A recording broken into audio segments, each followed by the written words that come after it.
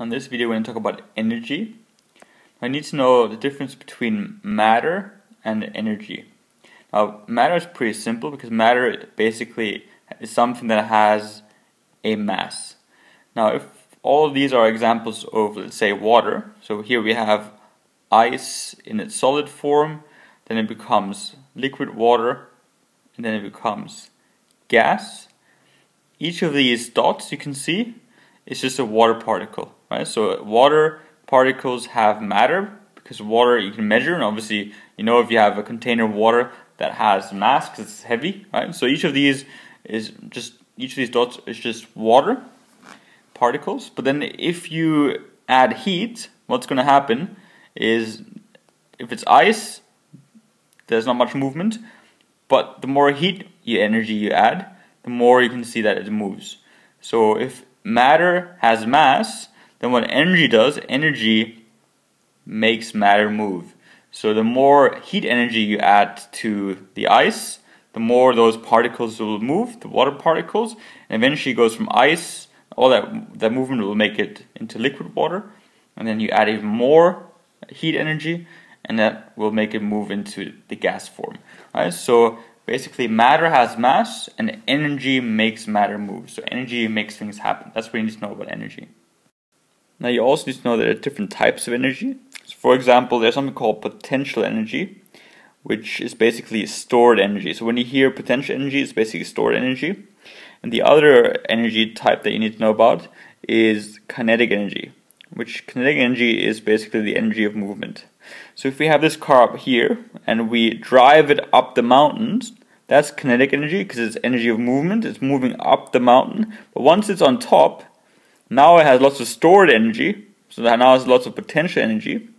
And once we just roll it down a tiny bit, what's going to happen is all that potential energy, that stored energy, is going to be used and it's going to be going down really quickly. So it's going to be turned back into kinetic energy.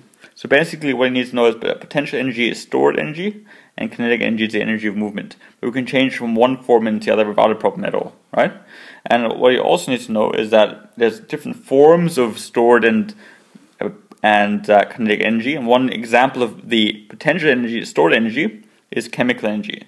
So for example, food is an example of chemical energy. And you can see how food would be stored energy, right? So food, if we eat it, we can use that energy to make us move, but the food itself has all that energy within it just stored waiting for us to eat it and then use the energy for movement.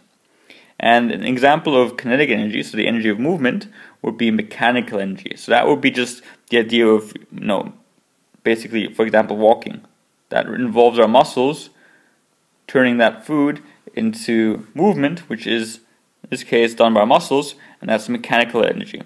So mechanical energy is one example of energy of movement, of kinetic energy, and chemical energy is an example of stored energy because it stores the energy that for us to use later. Now one more thing you need to know is that energy cannot be created or destroyed. Energy can only be changed from one form to another form of energy. So for example, this here is our light bulb example. And this is a good example to show that energy does not get created or destroyed, but only changed from one form to the other. Because people might think that the electrical energy that goes into a light bulb might be used up, might be destroyed once light is produced. But electrical energy is only changed into light energy and heat energy. Right? So it's changed from one form to the other.